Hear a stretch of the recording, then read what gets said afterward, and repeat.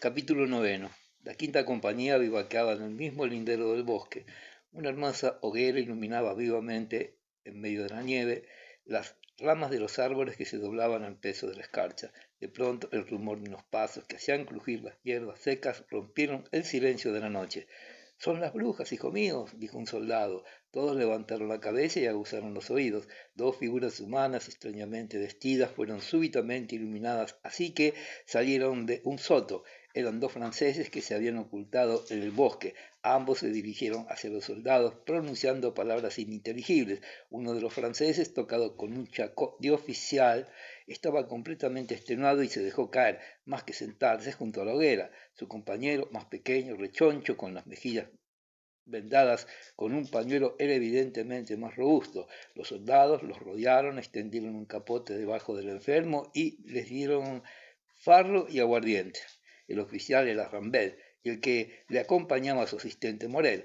Cuando este último hubo comido una buena porción de sopa de harina de maíz y bebido de aguardiente enfermiza,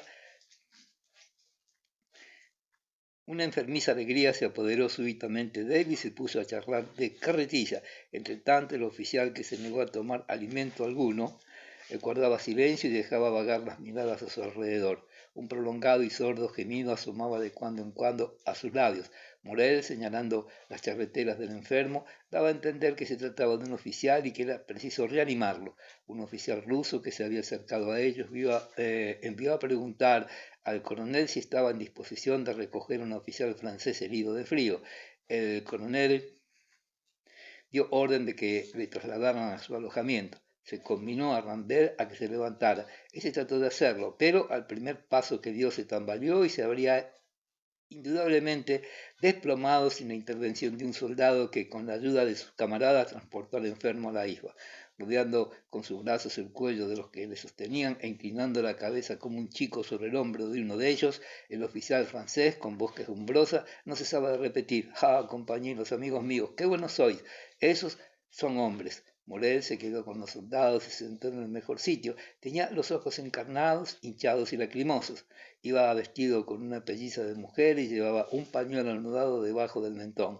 El aguardiente había dejado sentir sus efectos y el asistente, con voz ronca, contaba con gran desafinación una canción francesa. Los soldados se sostenían el vientre con las manos de tanto reír. «Veamos, yo quiero aprender eso. Tomaré bien el tono», decía el soldado cantor, que Morel estrechaba tiernamente contra sí. «¡Viva Enrique IV! ¡Viva el rey valiente!», gritaba Morel.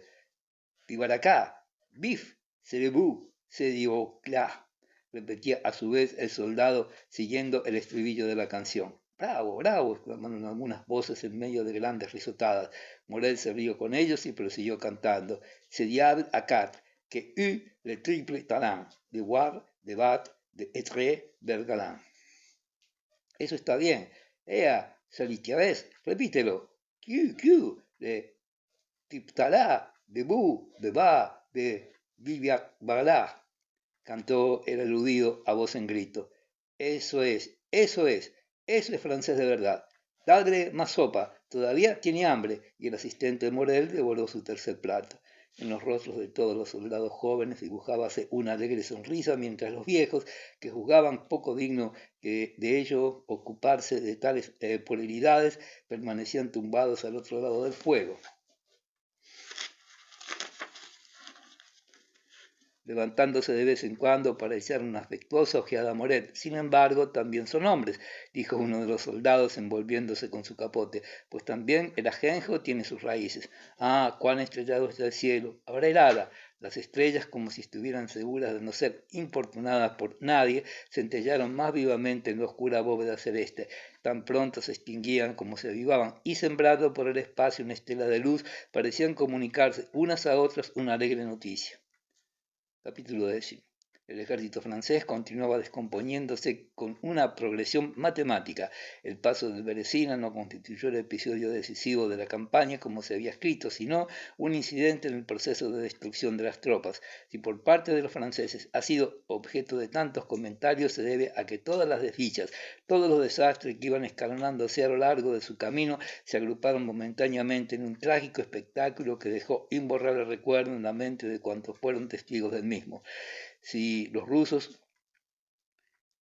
se hicieron también eco de aquel suceso fue debido a que, lejos del escenario de la guerra en San Petersburgo, Pfuel había trazado un plan destinado a atraer a Napoleón a la emboscada, que le había tendido a orillas del Beresina. Convencido Pfuel de que todo ocurriría conforme al plan establecido, sosteníase que el Beresina había sido la perdición de los franceses cuando, por el contrario, las consecuencias del paso del río fueron menos fatales a los franceses que la batalla de Krasnoye, como puede colegirse del número de prisioneros y cañones que les fueron capturados en aquella acción. Cuanto más se aceleraba la huida de los franceses, más desmoralizados y maltrechos, sobre todo después del paso de Beresina, quedaban los últimos restos del ejército y más se acaloraban del otro lado los generales rusos que abrumaban con sus reproches a Kutuzov, suponían que se achacaría al generalísimo el fracaso del plan de San Petersburgo y no andaban remisos en demostrarle su descontento, su despecho y en hacerle blanco de sus burlas, disimuladas, es verdad, bajo respetuosos modales que imposibilitaban a Kutuzov hacer alusión a aquellas. Cuando les rodeaban, incapaces de comprenderlo, declaraban abiertamente que con aquel anciano testarudo no había discusión posible, que jamás estaría a la altura de su punto de vista y que se limitaría siempre a contestarles con su eterna frase: hay que tender un puente de plata a los franceses. Si Kutuzov les objetaba que había que esperar provisiones o que los soldados carecían de botas, esas sencillas respuestas constituían para los generales una nueva prueba de que ellos, inteligentes y expertos, tenían que estar supeditados a un viejo imbécil. Tales disensiones y la disposición hostil del Estado Mayor llegaron a su más alto grado después de la conjunción del ejército de Kutuzov con el de Wittgenstein, el brillante almirante y el héroe de San Petersburgo. Una sola vez, después de la acción de Beresina, Kutuzov se mostró de buen humor y escribió a Bennigsen, que enviaba informes particulares al emperador, las líneas siguientes: ruego a vuestra excelencia que al recibo de esta carta se retire a Kaluga a causa de su precario estado de salud y aguarde allí las ulteriores órdenes de su majestad imperial. A consecuencia del apartamiento de Bennigsen, el gran duque Constantino Pavlovich, que había tomado parte en la campaña de los comienzos de la misma y que había sido relevado por Kutuzov, se incorporó de nuevo activamente al ejército. Hizo partícipe al comandante jefe del disgusto que causaba al emperador la mediocridad de nuestros éxitos y la lentitud de nuestros movimientos y le anunció la próxima llegada de su majestad. Kutuzov, en quien la experiencia del cortesano corría parejas con la del militar, percatóse enseguida de que su misión había dado fin y que se le retiraba el poder de que había sido revestido. Era fácil comprenderlo. Por una parte, la campaña cuya dirección le fue confiada había conseguido su objetivo y por consiguiente había terminado, y por otra, experimentaba una fatiga física que exigía para su cuerpo, quebrantado por los años, un reposo absoluto. Capítulo 11. El 29 de noviembre entró en Vilna su querida Vilma, como llamaba a esa ciudad. Había resistido en ella 2 veces como gobernador y halló en dicha ciudad, además de las comodidades que ésta le ofrecía, felizmente preservada de los horrores de la guerra, viejos amigos y buenos recuerdos, ahuyentando de sí toda preocupación gubernamental y militar. Se dispuso a vivir una existencia regular y tranquila. No cesaban, sin embargo, las intrigas surgidas a su alrededor, pero cualquiera que fuesen los acontecimientos así provocados le dejaban completamente indiferente. Chichagov era el más apasionado partidario de las diversiones militares. Propuso llevar a cabo una expedición contra Grecia y otra contra Varsovia, pero se negaba en cambio a trasladarse donde se le ordenaba. Chichagov juzgaba con gran deferencia a Kutuzov, habiéndose encargado en 1811 la misión de concluir un tratado de paz con Turquía sin que Kutuzov estuviera enterado de ello, y habiéndose informado que aquel estaba ya firmado, dijo al emperador que todo el mérito de aquella gestión correspondía a Kutuzov. Ese mismo Chichagov fue pues el primero en ir a saludar al generalísimo en su castillo de Vilna. Se presentó a Kutuzov con un uniforme de marino, la espada a un lado y el gorro debajo del brazo, y le hizo entrega de las llaves de la ciudad y de un informe acerca de la situación de las tropas. El diferente menosprecio de la juventud hacia el anciano generalísimo se traslucía con una brutal franqueza en la conducta de Chichagov, que conocía las acusaciones lanzadas contra él. Kutuzov le dijo, entre otras cosas, que los furgones que contenían su vajilla y que le habían sido capturados en Borisovo le serían devueltos intactos. ¿Quiere usted decirme que no tengo dónde caer muerto? Dispongo de todo cuanto pueda usted necesitar, incluso dinero, replicó vivamente Chichagov, que trataba en toda ocasión de poner de relieve su importancia personal y que achacaba a Kutuzov la misma preocupación. El generalísimo inició una sonrisa fina y penetrante y le contestó con sencillez: le he dicho cuanto tenía que decirle y nada más. Contra la voluntad del emperador, Kutuzov hizo detener en Vilna a la mayor parte de las tropas. Al cabo de algún tiempo de su estancia en la ciudad, los oficiales superiores que le rodeaban declararon que había perdido ya sus facultades de mando, apenas se ocupaba de la administración militar, permitía a sus generales obrar a su antojo y en espera de la llegada de su soberano llevaba una vida de diversiones y placeres. El día 11 de diciembre, su majestad, acompañado de su séquito del conde Tolstoi, del príncipe Volkonsky y de Archievi, llegó en su trineo de viaje al castillo de Vilna. A pesar del frío intenso que reinaba, aguardaban al emperador. Al exterior del castillo, un centenar de generales y oficiales de diferentes estados mayores, así como una guardia de honor del regimiento de Semyonovsky. El correo que precedía al zar se acercó al galope tendido en una troika y exclamó: «El emperador». Con Novisin se precipitó hacia el vestíbulo para anunciar a Kutuzov que se hallaba en la habitación del portero a la llegada del soberano. Al cabo de un minuto, Kutuzov, con el pecho cubierto de condecoraciones y el vientre comprimido por el fajín, encaminó pesadamente sus pasos hacia el pórtico del castillo, llevando los guantes en la mano y sosteniendo con la otra el informe que había de entregar al emperador. Pasó vertiginosamente una segunda troika y luego todos los ojos se fijaron en un trineo que iba acercándose velozmente y en el cual se divisaban arrebujados en el fondo del mismo al emperador y a Volkonsky. El generalísimo estaba acostumbrado desde hacía 50 años a la emoción que le causaba invariablemente una llegada imperial, pero aquella vez, como siempre, le impresionó hondamente. Palpó con inquieto apresuramiento sus condecoraciones, enderezó su sombrero y en el momento en que el emperador se apeó del trineo, alzó los ojos hacia él. Luego, cobrando aliento, avanzó hacia su soberano y pronunciando con voz grave e insinuante breves palabras, le presentó el informe. El emperador lo envolvió de cabeza a pies con una rápida ojeada y frunció imperceptiblemente el ceño, pero dominándose enseguida, le tendió los brazos y le abrazó. Una vez más, la impresión que le causó aquella familiar demostración de afecto al vincularse tal vez con sus pensamientos íntimos sobró en él como de costumbre y Kutuzov rompió en un sollozo. El emperador saludó a los oficiales, a la guardia del regimiento de Semyonovsky y estrechando una vez las manos al mariscal, entró en el castillo. Al quedar a solas con Kutuzov, el emperador no anduvo remiso en manifestarle su descontento por los errores que, a su juicio, aquel había cometido en Krasnoye y Beresina, así como por la lentitud con que se había perseguido al enemigo, y terminó exponiéndole el plan de una campaña fuera de las fronteras del país.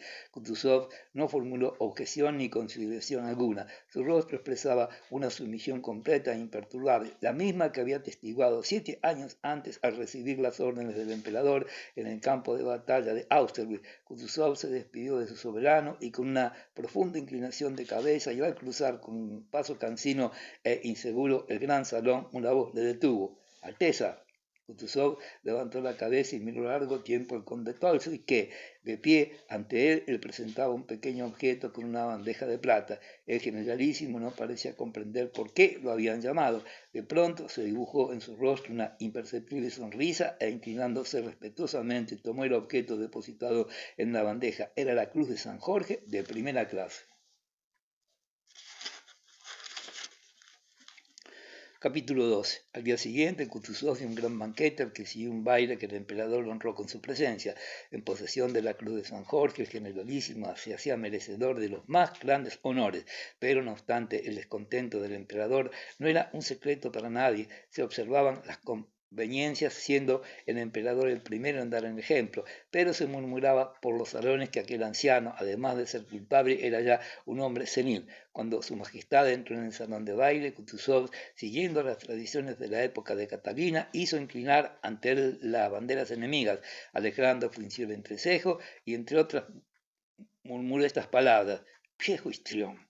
Su mal humor contra Kutuzov se debía sobre todo a que éste, quería comprender la necesidad de la nueva campaña proyectada. Al día siguiente de su llegada a Vilna, el emperador dijo a los oficiales reunidos: no solamente habéis salvado a Rusia, sino a Europa entera.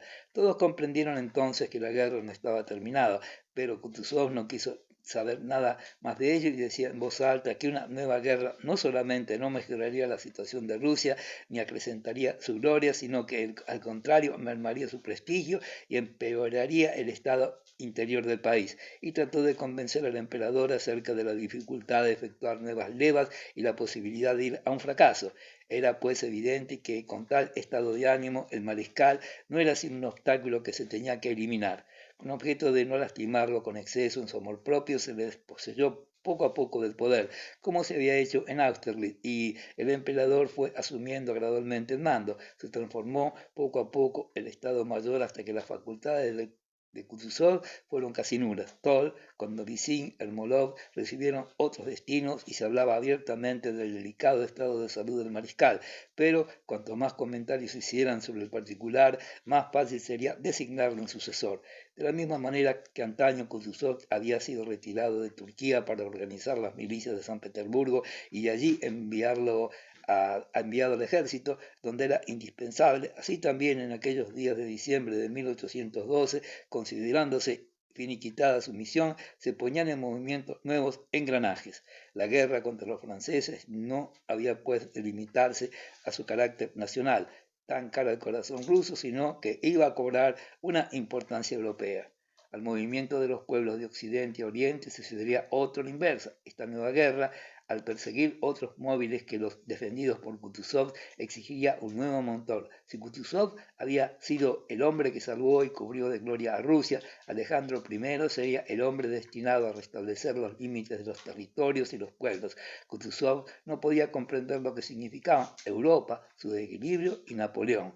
Representante como era de su pueblo y ruso con toda su alma, le parecía que desde el momento que el enemigo había sido derrotado y la patria liberada y elevada al pináculo de la gloria, la misión de Rusia había terminado. Al representante de la guerra nacional no le quedaba ya más que morirse, y se murió.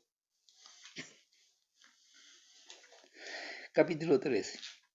Como generalmente acontece, Pedro no sintió toda la dureza de las privaciones físicas y la tensión moral que había estado sometido durante su cautiverio hasta que se vio libre de él. Una vez en libertad se dirigió a Orel y el tercer día de su llegada a esa ciudad, mientras hacía los preparativos de marcha para Kiev, cayó enfermo de fiebre biliar, según declararon los médicos, y vióse obligado a guardar cama durante 3 meses, a pesar de los cuidados de los facultativos y la gran cantidad de medicamentos que le administraron. Pedro recobró la salud. Los días que transcurrieron entre su liberación y su enfermedad no dejaron en él la menor huella, solo conservó el recuerdo de un tiempo gris, sombrío, lluvioso, de un desfallecimiento físico, de agudos dolores en los pies y en los costados, de continuas desdichas y sufrimientos, de la curiosidad indiscreta de los generales que le interrogaban, de las dificultades con que había tropezado para encontrar un coche y unos caballos, y sobre todo de su incapacidad de pensar y sentir durante todo aquel tiempo. El día en que fue puesto en libertad había visto el cadáver de Petya y supo asimismo que el príncipe Andrés acababa de morir en Yaroslav, en casa de los Rostov. Denisov, que fue quien le comunicó esa noticia, hizo alusión al hablar de la muerte de Elena, suponiendo que Pedro estaba ya enterado del fallecimiento de su esposa. La noticia causó a Pedro una extraña impresión. Era tan vivo su deseo de alejarse lo más pronto posible de aquel infierno donde los hombres se mataban unos a otros, de entregarse al reposo, de coordinar sus ideas y meditar en paz acerca de cuanto había visto y sabido, que no apreciaba el alcance que aquel acontecimiento podía tener en su vida. Vencida de la enfermedad, vio a la cabecera de su cama a 2 criados que habían venido ex profeso de Moscú para atender a su curación y a la mayor de sus primas, que residía en una de las fincas que poseían en sus alrededores de Orel. Las impresiones que le eran ya habituales fueron disipándose poco a poco y de su ánimo durante su larga convalecencia. No lograba habituarse a la idea de que al llegar la mañana no le harían avanzar y a empujones con el rebaño de prisioneros de que él formaba parte, que nadie le arrebataría de su lecho y que tendría con toda seguridad comida y cena. Sin embargo, cuando dormía veía nuevamente en sueños todo el pasado y todos los detalles de su cautiverio. Este agradable sentimiento de libertad innato en el corazón del hombre y que tan vivamente había experimentado en ocasión de su forzada marcha desde Moscú, se apoderó nuevamente de su alma durante su convalecencia. No alcanzaba a comprender que esa libertad moral, independiente de las circunstancias exteriores, pudiera de tal modo aumentar en intensidad y hacer sentir goces tan profundos, porque no se daba cuenta de que aquella era en realidad la consecuencia de su libertad física. Solo en una ciudad extraña, nadie le exigía nada. Nadie le daba órdenes, no carecía de nada y hasta el recuerdo de su mujer no se levantaba ante él como una incesante humillación. No se había desprendido de uno de sus antiguos hábitos y a veces se preguntaba ¿qué voy a hacer ahora? Y se contestaba a sí mismo, nada, viviré. Qué bueno es vivir.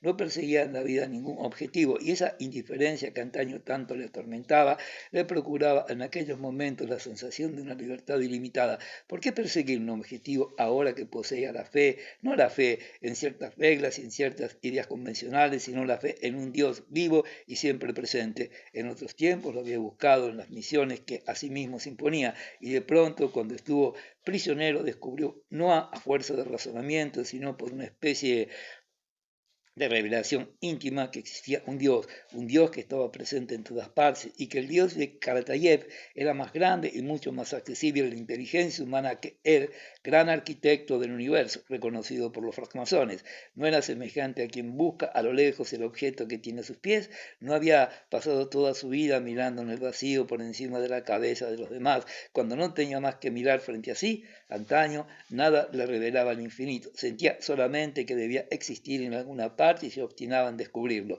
Todo cuanto le rodeaba era, a su juicio, una mezcla confusa de intereses limitados, mezquinos, carentes de sentido, tales como la vida europea, la política, la francmasonería y la filosofía. Ahora comprendía el infinito, lo veía por doquier y admiraba sin restricciones el cuadro eternamente cambiante, eternamente grande de la vida en sus infinitas variaciones. La terrible pregunta que antaño destruía todos sus razonamientos espirituales, ¿por qué?, no existía ya para él, pues su alma le respondía simplemente que hay un Dios sin cuya voluntad no cae ni un solo cabello de la cabeza del hombre.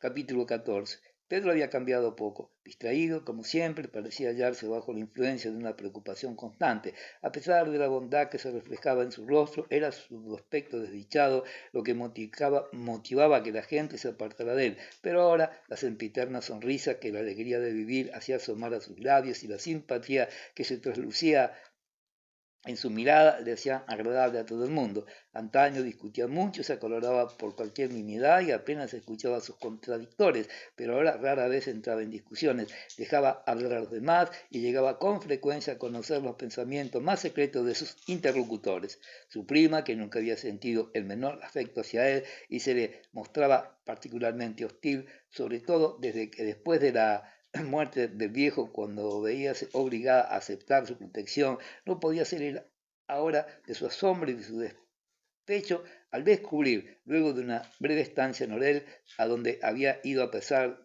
de la ingratitud de que acusaba a Pedro, con intención de cuidarlo, que sentía por él una marcada inclinación. No obstante, nada había hecho para congraciarse con su primo, pues se limitaba a estudiarlo con curiosidad. Siempre había creído ver en su mirada una burlona indiferencia y por esa razón se replegaba en sí misma. Ahora, por el contrario, había comprobado con desconfianza primero y agradecimiento después que Pedro trataba de penetrar hasta el fondo de su corazón, por lo que, sin darse cuenta, comenzó a mostrarle los más agradables rasgos de su carácter. Sí, cuando no está bajo la influencia de gentes ruines, sino de personas como yo, es un hombre excelente, se decía la princesa. El doctor, que le visitaba todos los días, a pesar de que creíase obligado a darle a entender que cada minuto era precioso para el logro de su total restablecimiento, pasaba horas enteras en la habitación de Pedro contándole sus anécdotas favoritas y sus observaciones sobre los caracteres de sus enfermos, sobre todo los de su clientela femenina. El doctor llevó un día a casa de Pedro a uno de los oficiales franceses, prisioneros que estaban internados en Orel. Este oficial de nacionalidad italiana solía ir a menudo a casa de Pedro y a la princesa Catalina le divertía en su foro interno la apasionada amistad que el oficial testimoniaba a su primo. El italiano se sentía feliz al hablar con él, contarle su pasado, hacerlo confidente de sus amores y expansiones de su corazón, que rebosaba odio contra los franceses y sobre todo contra Napoleón. Si todos los rusos son como usted, es un verdadero sacrilegio hacer la guerra a un pueblo como el suyo. Usted mismo, a quien tanto han hecho sufrir los franceses, no guarda para ellos el menor rencor. Pedro encontró en Orel a una de sus antiguas amistades, el francmasón conde Villarsky, el mismo que habíamos hallado en 1807. Se había casado con una rusa muy rica, cuyas tierras radicaban en la provincia de Orel y ocupaba en aquel momento un cargo provisional en la administración de la intendencia. Aun cuando nunca tuvo gran intimidad con Besucot, mostró gran alegría al volverla a ver. Como Orel se aburría soberanamente, estaba encantado de haber dado con un hombre de su mundo, a quien suponía naturalmente embargado por las mismas preocupaciones que él. Mas, con gran sorpresa de su parte, pronto se dio cuenta de que las ideas de Pedro eran, a su juicio, muy retrógradas y que se había sumido en la apatía y el egoísmo. Se está usted apoltronando, amigo mío, le decía con frecuencia. Sin embargo, iba a verle todos los días y, al escucharle, Pedro se asombraba de que antes hubiera podido pensar como él. Villarsky, absorbido por sus asuntos, su cargo y su familia, consideraba estos desvelos personales como un obstáculo a la verdadera existencia. Los intereses militares, administrativos y masónicos atraían toda su atención. Pedro no los censuraba y no trataba en modo alguno todas... de hacerle mudar de opinión, pero estudiaba con su sonrisa dulce y socarrona aquel extraño fenómeno.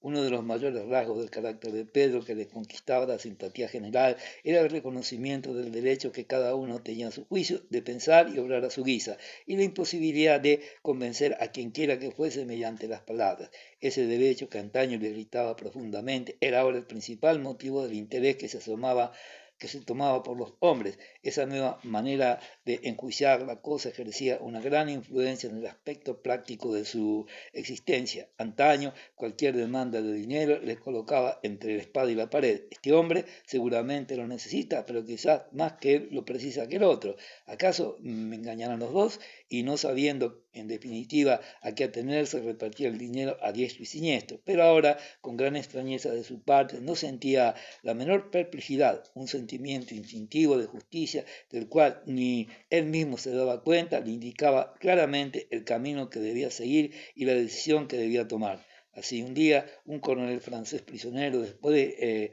gloriarse ante Pedro de sus hazañas, acabó por pedirle un préstamo de 4.000 francos para enviar, según decía su mujer y a sus hijos. Pedro se los rehusó sin la menor vacilación, asombrándose en Pedro de la facilidad con que le habían contestado negativamente y en lugar de dar aquella suma al coronel, obligó hábilmente al italiano que tenía gran necesidad de dinero a aceptarla.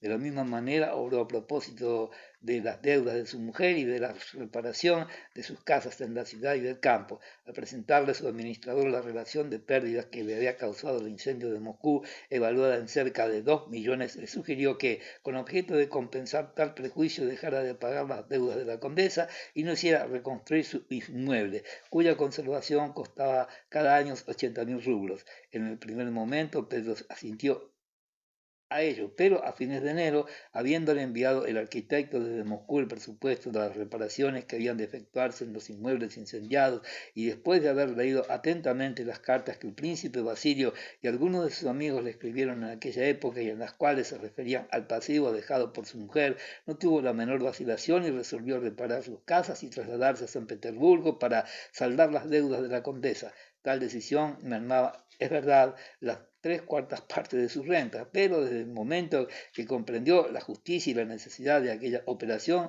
la puso inmediatamente en ejecución. Villarquis tenía que trasladarse a Moscú y Pedro se las arregló de manera que efectuara el viaje juntos. Durante el trayecto, Besukov se sintió invadido por la alegría de un escolar en vacaciones. Todo cuanto hallaba en su camino adquiría a sus ojos un nuevo valor.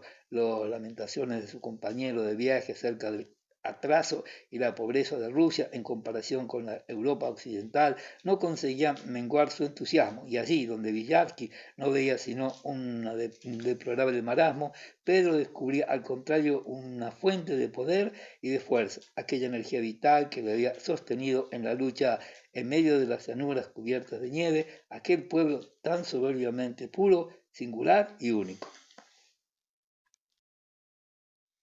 Capítulo 15. De la misma manera que resulta difícil explicarse por qué y hacia dónde corren tan apresuradamente las hormigas de un hormiguero que un accidente hubiera destruido, lo es asimismo darse cuenta de los motivos que impidieron a los rusos, después de la marcha de los franceses, a agruparse de nuevo en ese lugar que se llama Moscú. Entre las hormigas, unas huyen llevándose consigo los huevos y las pequeñas pajas, otras chocan y luchan entre sí, pero del mismo modo que al contemplar de cerca el hormiguero devastado, adivina uno por la energía y la tenacidad de los movimientos de sus numerosos habitantes, que el principio que constituía su fuerza ha sobrevivido a la ruina completa. Así también, en el mes de octubre, a pesar de la falta de toda autoridad, de iglesias, de riquezas y de alojamiento, Moscú había recobrado su fisonomía del mes de agosto. Todo había quedado destruido salvo su indestructible y poderosa vitalidad. Los móviles que impulsaron a los primeros que volvieron a la ciudad fueron en verdad muy recomendables. Al cabo de una semana, Moscú contaba ya con 15.000 habitantes, luego 25.000, y esta cifra aumentó con tal rapidez que en el año de 1813 la población de Moscú era ya superior a la del año anterior. Los primeros que retornaron a Moscú y siguiendo el ejemplo de los franceses se entregaron al pillaje y al saqueo fueron los cosacos del destacamento de Windsor Road. Los campesinos de los pueblos vecinos, los, eh, los campesinos volvían a sus casas con sus carretas abarrotadas de objetos recogidos por las calles y robados de las casas. Los cosacos hacían lo mismo y los propietarios, con el pretexto de entrar de nuevo en posesión de sus bienes, se robaban los unos a los otros. A esos saqueadores siguieron otros y cuanto más aumentaba su número, más se hacía el pillaje. A pesar de que los franceses hallaran Moscú desierto, subsistía no obstante en la ciudad la apariencia de una organización administrativa regular, pero a medida que la ocupación de los franceses se fue prolongando, fue extinguiéndose aquella apariencia de vida hasta transformarse muy pronto en un desenfrenado pillaje. La depredación que señaló al principio el retorno de los rusos a la capital tuvo el resultado contrario, pues la gente más heterogénea, mercaderes, artesanos, campesinos, los unos por curiosidad y los otros por cálculo y por interés, al afluir a la ciudad como la sangre fluye al corazón, llevaron a ella la riqueza y la vida habitual. Los campesinos que llegaban a Moscú con las carretas vacías y el propósito de abarrotarlas de botín fueron detenidos por las autoridades y obligados a limpiar la ciudad de cadáveres. Otros, conocedores a tiempo de lo sucedido con sus camaradas, acarrearon a Moscú trigo, heno, cebada, etc. Y debido a la competencia que se hacían unos a otros, el precio de los productos volvió pronto al mismo tipo que antes del desastre. Los carpinteros, con la esperanza de encontrar trabajo, convergieron en masa a la ciudad y los edificios siniestrados fueron reconstruidos y se levantaron de nuevo sobre sus ruinas. Los mercaderes reanudaron su comercio. Las tabernas y mesones se instalaron en las casas abandonadas. El clero abrió nuevamente al culto algunas iglesias que el fuego había respetado. Los funcionarios pusieron en orden sus mesas y sus armarios en reducidas habitaciones. Las autoridades superiores y la policía cuidaron de la distribución de los equipajes abandonados por los franceses, lo que dio motivo a que se lanzara 1000 improperios contra aquella ola sobornaron. De todas partes se formularon demandas de socorro.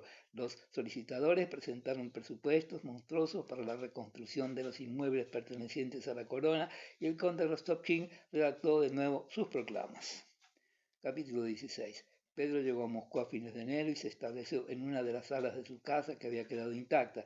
Como abrigaba el propósito de progresar al cabo de 2 días a San Petersburgo, fue a visitar al conde Rostopchín y algunas de sus antiguas amistades, las cuales, poseídas del júbilo y de la definitiva victoria alcanzada por las armas rusas, le recibieron con gran efusión y le interrogaron acerca de lo que había visto. A pesar de la simpatía que se le testimoniaba, Pedro, que se mantuvo reservado y se limitó a contestar vagamente a las preguntas que le dirigían respecto a sus propósitos futuros. Supo, entre otras cosas, que los Rostovs se hallaban en Kostroma, pero el recuerdo de Natacha no constituía ya para él más que una agradable reminiscencia de un pasado lejano. Feliz de sentirse independiente de todas las obligaciones de la vida, lo era asimismo de haberse librado de aquella influencia a la que, sin embargo, se hubiera sometido de buen grado. Los Dubretskoi anunciaron la llegada a Moscú de la princesa María y Pedro se propuso verla aquella misma tarde.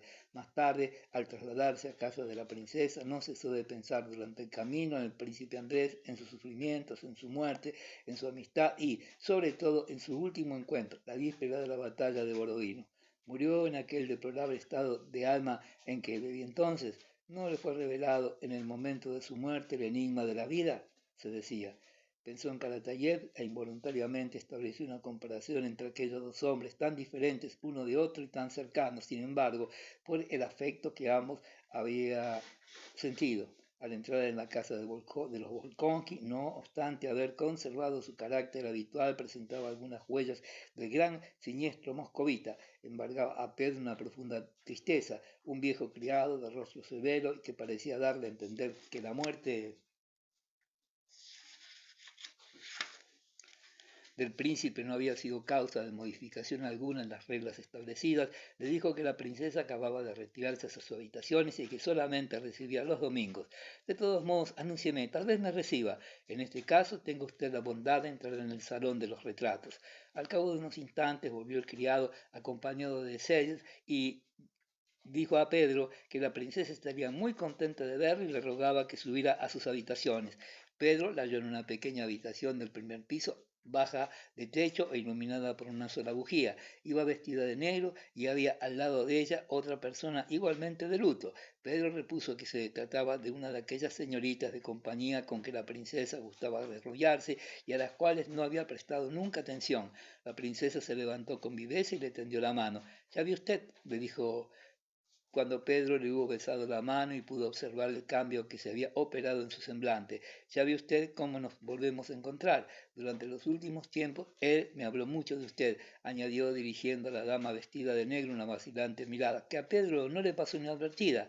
«Me satisfizo mucho la noticia de su libertad. Fue la única alegría que hemos tenido desde hace mucho tiempo». Y de nuevo dirigió una mirada inquieta a su compañera. «Nada supe de él», dijo Pedro. «Le creía muerto y cuanto he sabido ha llegado hasta mí indirectamente. Supe que encontró a los Rostov. Qué rara coincidencia». Pedro hablaba con locuacidad, echó una ojeada a la desconocida y al observar en su mirada una afectuosa curiosidad comprendió instintivamente que aquella dama de luto era una criatura buena y atractiva, que nada turbaría sus expansiones con la princesa María. Esta no pudo evitar un gesto de emoción cuando Pedro hizo alusión a los Rostov y su mirada se posó alternativamente en Pedro y la dama enlutada. «¿No la conoce usted?», preguntó. Pedro examinó con más atención aquel rostro pálido y de finas facciones, aquella boca extrañamente contraída y los grandes ojos negros de la desconocida, en los que halló de pronto aquella íntima irradiación, cara a su corazón y de la cual se había privado desde hacía tanto tiempo.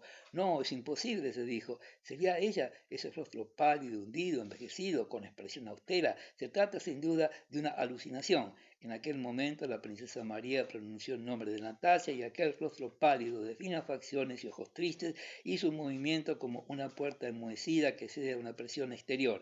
Natalia sonrió y aquella sonrisa esparció un efluvio de felicidad que envolvió por entero a Pedro.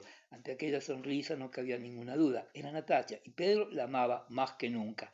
Fue tal la violencia de la impresión que recibió que ésta reveló a Natacha, a la princesa María y sobre todo a sí mismo la existencia de un amor que se resistía a ser confesado. Alegría y dolor se entrevelaban en su profunda emoción y cuanto más trataba Pedro de disimularla, más se acentuaba, a falta de las palabras precisas, a través del indiscreto rubor que subía a sus mejillas. Esto es debido a la sorpresa, se dijo Pedro. Sin embargo, cuando quiso reanudar la conversación, miró una vez más a Natacha y sintió en su corazón temor y alegría al mismo tiempo. Pronunció unas palabras embarulladas y se detuvo. Si al principio no había reconocido a Natacha, no era debido a la palidez de su rostro y a su adelgazamiento, sino porque en sus ojos en los que brillaba antaño el fuego de la vida no se traslucía ahora más que simpatía, bondad e inquieta tristeza. La turbación de Pedro no se reflejaba en Natacha y solamente una dulce satisfacción iluminó su semblante. Capítulo 17. Ha venido a pasar una temporada conmigo, le dijo a Pedro la princesa María. El conde y la condesa se reunirán con nosotros en un día de estos. La pobre condesa se encuentra en un estado lamentable. A Natacha me la llevé conmigo porque necesitaba los cuidados de un médico. Ay, ¿quién de nosotros no ha sufrido?, repuso Pedro. Ya saben ustedes sin duda lo que ocurrió el día en que nos pusieron en libertad. ¡Qué excelente muchacho! Natacha guardaba silencio, pero en sus ojos brillantes había lágrimas. No hay consuelo posible, prosiguió Pedro, y uno se pregunta por qué aquel muchacho rebosante de juventud y de vida ha tenido que morir. Sí, hoy sería difícil vivir y no existir la fe, dijo la princesa María. Es verdad, repuso Pedro. ¿Por qué?, preguntó Natacha mirándole. ¿Cómo por qué?, dijo la princesa María. Solo el pensamiento de lo que nos espera más allá. Porque únicamente quien cree en Dios que nos guía, interrumpió Pedro, puede soportar una pérdida como la que ustedes han experimentado.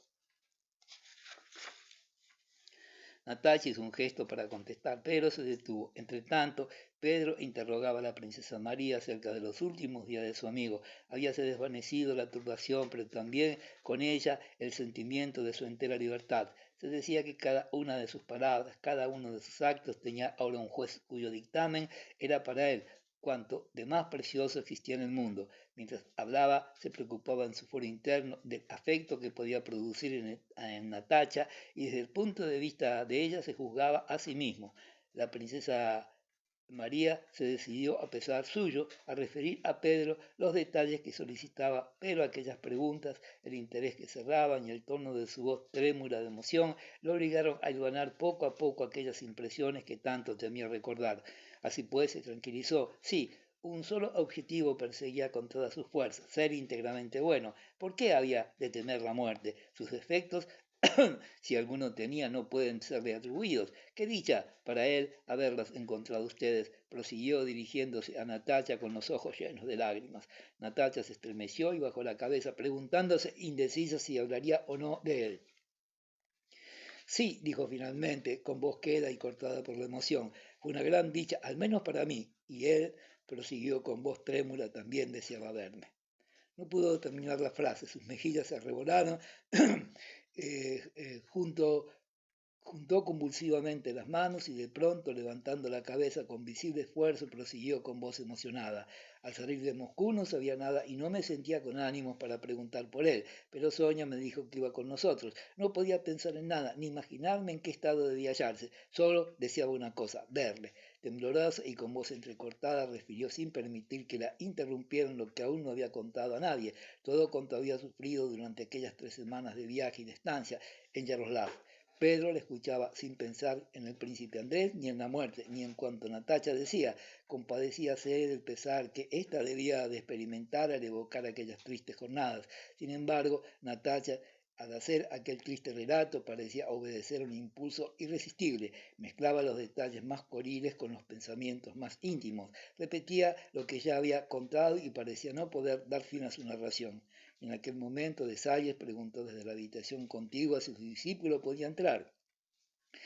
Y eso es todo, exclamó Natacha levantándose vivamente. Luego se precipitó hacia la puerta de la que el pequeño Nicolás había levantado el pestillo, dio la cabeza contra uno de los batientes y desapareció, lanzando un gemido de dolor. Era de dolor físico o de dolor moral.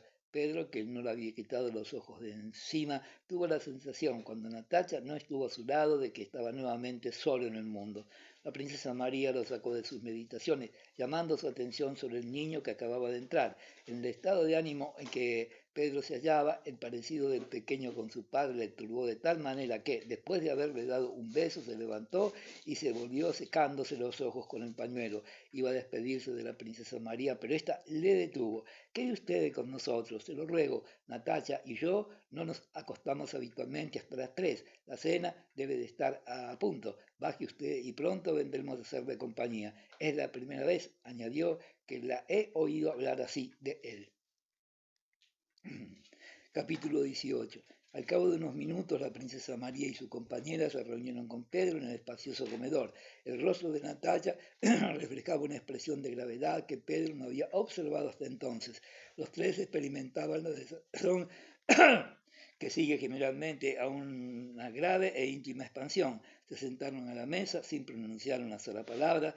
Pedro desplegó su servilleta y, decidido a romper un silencio que de prolongarse más tiempo podía ser sospechoso para todos, miró a las dos mujeres. En los ojos de éstas se traslucía el goce de vivir y la inconsciente confesión de que el dolor no es eterno y abre paso siempre a la alegría. ¿Le apetece usted un poco de aguardiente, conde?, dijo la princesa María, y bastaron estas sencillas palabras para que se desvanecieran las sombras del pasado. Cuéntenos usted su vida de estos últimos tiempos. Es toda una leyenda, según creo. Sí, sí, repuso Pedro con la dulce sonrisa socarrona que le era habitual. Me han atribuido cosas que ni siquiera en sueños he visto. Estoy pasmado. Ahora resulta que soy un hombre interesante. Me gustaría encontrar a quien me contara en detalle mi fantasía y cautiverio. Nos han dicho que el incendio de Moscú le había costado 2 millones, ¿cierto? Tal vez, pero soy 3 veces más rico que antes, repuso Pedro.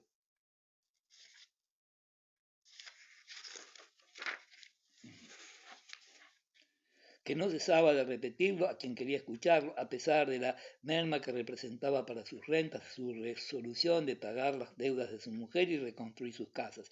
Lo que he recobrado infaliblemente es mi libertad, pero se detuvo, no queriendo insistir sobre un orden de ideas que le era muy personal. ¿Reconstruye sus casas? Sí, Savélich me lo ha aconsejado. ¿Cuándo se enteró de la muerte de la condesa? ¿Estaba usted aún en Moscú? La princesa María se sonrojó por el temor de que Pedro diese una falsa interpretación a sus palabras que subrayaban lo que aquel había dicho respecto a su libertad recobrada. No, lo supe en Orel. Ya puede figurarse usted mi sorpresa. No éramos en verdad un matrimonio modelo, dijo mirando a Natacha y adivinando la curiosidad que ésta sentía por saber cómo se expresaría a ese respecto, pero la noticia de su muerte me causó una profunda impresión. Por lo general, cuando dos personas que viven juntas se disputan, ni una ni la otra tiene razón, pero una se siente doblemente culpable hasta que ya no existe, y luego una muerte así, sin amigos, sin consuelo, la compadezco mucho, y cesó de hablar sintiéndose dichoso al observar que cuanto dijo había merecido la aprobación de Natacha. Ya está usted otra vez soltero, y es, por cierto, un buen partido, dijo la princesa María. Pedro se sonrojó y bajó los ojos. Tras un largo silencio volvió a levantarlo. Miró a Natacha y le pareció que la expresión de su rostro era fría, reservada y casi desdeñosa.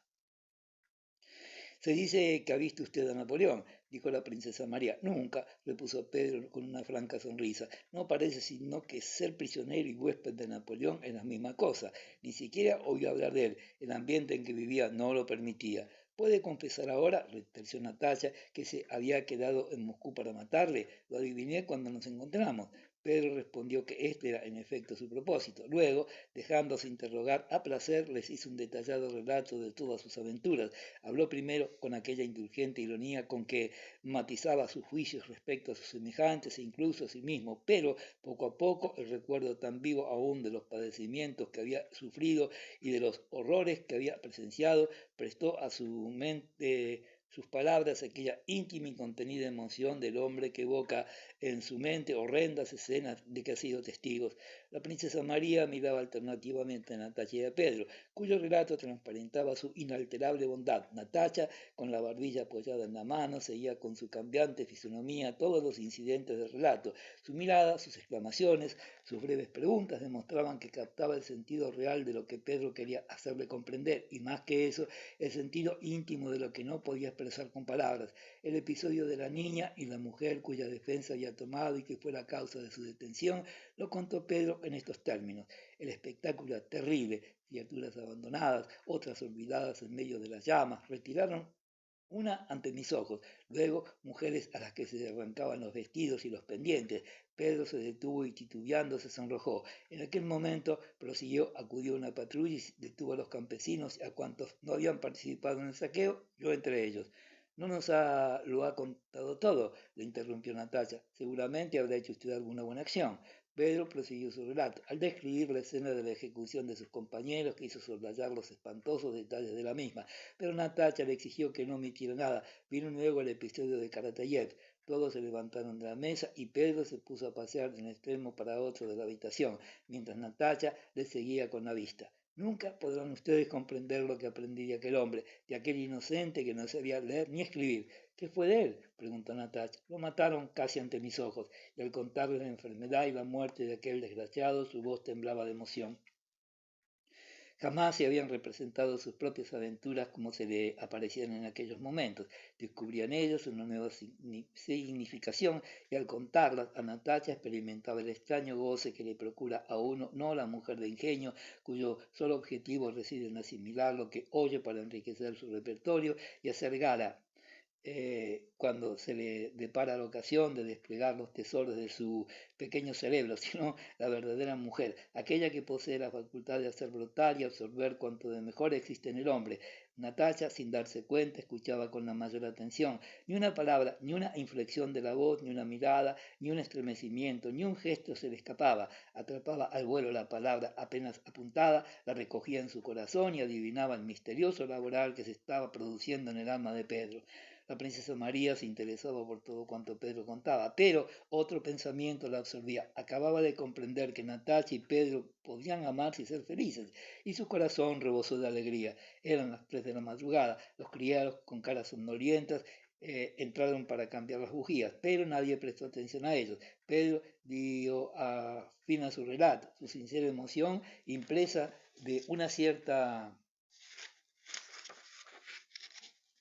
turbación respondía a la mirada de Natacha, que parecía querer penetrar hasta su silencio. Sin pensar siquiera en lo avanzado de la hora, buscaba otro tema de conversación. Se habla de sufrimientos y de desgracia, digo. Y sin embargo, si me preguntaran, ¿qué prefieres? ¿Volver a ser lo que eras antes de tu cautiverio, sufrir de nuevo lo que has padecido? Yo contestaría, prefiero 1000 veces el cautiverio y la carne de caballo. Uno se imagina casi siempre que cuando sale del camino trillado no está perdido y en cambio es entonces cuando aparecen la verdad y la bondad. En tanto dure la vida existe la felicidad. Podemos aún esperarla y si hablo así es sobre todo refiriéndome a usted, añadió dirigiéndose a Natacha. Es verdad, dijo ésta, contestando a otros pensamientos que acababan de cruzar por su mente. ¿Qué más quisiera yo que empezar de nuevo mi vida? Pedro la miró atentamente. Sí, ¿qué más quisiera yo? Repitió Natacha. ¿Es posible? Exclamó Pedro. ¿Acaso yo, como también usted, soy culpable de vivir y querer vivir? De improviso, Natacha ocultó la cabeza entre las manos y prorrumpió en llanto. ¿Qué le pasa a usted, Natacha? Nada, nada, murmuró a través de sus lágrimas. Sonrió a Pedro. Adiós, es hora ya de ir a acostarse. Pedro se levantó y dio las buenas noches a las dos mujeres. La princesa María y Natalia prosiguieron la conversación en su habitación, pero ni una ni otra pronunció el nombre de Pedro. Escucha, María, si por temor a profanar nuestros sentimientos no hablamos ya de él, no acabaremos por olvidarlo. La princesa María confirmó con su suspiro la justeza de su observación, que jamás hubiera atrevido a hacer en voz alta. ¿Crees que llegaremos a olvidarlo? Prosiguió Natalia. Cuanto he contado ha sido para mí dulce y penoso al mismo tiempo, pero ha sido también un gran consuelo para mi alma. Me di cuenta de que Pedro sentía por él un gran afecto y por eso habré obrado mal, dijo de pronto sonrojándose. ¿De hablar de él a Pedro? Oh, no, Pedro es muy bueno. ¿Has observado? María, dijo de pronto Natacha con una sonrisa maliciosa que no había asomado a sus labios desde hacía mucho tiempo. ¿Cómo ha cambiado Pedro? Tiene una lozanía, un frescor, diríase que ha salido de un baño moral. Es decir, ¿me comprendes? Sí, ha cambiado y ha mejorado mucho. Por eso él lo tuvo en tanto aprecio, repuso la princesa María. Sí, y sin embargo eran muy diferentes uno del otro. Dícese que los hombres son amigos cuando difieren totalmente. Sin duda debe ser así. Adiós, adiós, dijo Natacha, y la maliciosa sonrisa que se dibujaba en sus labios tardó largo tiempo en desvanecerse. Capítulo 19. Aquella noche Pedro no logró conciliar el sueño. Con actitud preocupada paseaba hacia grandes zancadas por su habitación. Tan pronto se encogía de hombros o se estremecía como entreabría sus labios para musitar una confesión. Cuando 6 campanadas llegaron a sus oídos, todavía seguía pensando en el príncipe Andrés, en Natacha, en su amor, en sus celos súbitamente renovados. Por último, emocionado y satisfecho, resolvió hacer todo lo humanamente posible para casarse con ella. Había determinado regresar a San Petersburgo el próximo viernes y al día siguiente Sadevich entró en su habitación en espera de las órdenes concernientes al viaje. ¿Cómo? ¿Me marcho a San Petersburgo? ¿Y por qué a San Petersburgo? Se preguntó asombrándose de sí mismo. Ah, sí, es verdad. Se decidía hace tiempo efectuar ese viaje antes de que eso ocurriera. Sí, quizás vaya. Qué buen hombre es ese Salevich, se dijo mirando a su criado. Y a ti, Salevich, ¿qué te agradaría? ¿No te agradaría la libertad? ¿De qué me serviría, excelencia? Hemos vivido muy bien en tiempos del viejo conde, que Dios guarde, y ahora vivimos al lado de usted sin que tengamos motivos algunos de queja. ¿Y tus hijos? Mis hijos seguirán mi camino, excelencia. Con amos como usted, ¿qué podemos temer? ¿Y mis herederos? Objetó Pedro. ¿Y si vuelvo a casarme? Eso pudiera ocurrir, ¿verdad? Añadió con una imperceptible sonrisa. Me atrevo a decir que eso sería una suerte, excelencia. Qué sencillo lo encuentra, pensó Pedro. No se da cuenta de lo grave y espantoso que o es demasiado pronto o es demasiado tarde. ¿Cuáles son sus órdenes, excelencia? ¿Marchará usted mañana? No, tal vez dentro de algunos días. Ya te avisaré. Perdóname la molestia. Es extraño, pensó, que no haya adivinado que nada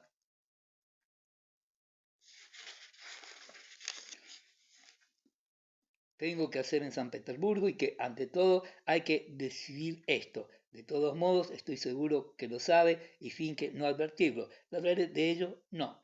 En otra ocasión, durante el almuerzo, Pedro contó a su prima que había ido a la víspera a visitar a la princesa María y que quedó sorprendido al ver con ella a Natacha Rostov. Sin embargo, la princesa Catalina no pareció mostrarse muy extrañada. ¿Lo conoce usted?, preguntó Pedro. La vi una sola vez y se comentaba su proyectado enlace con el joven Rostov, lo que había salvado a esta familia de la ruina. No me refiero a la princesa María, dijo, sino a Natacha. Ah, sí, contestó muy bien su triste historia.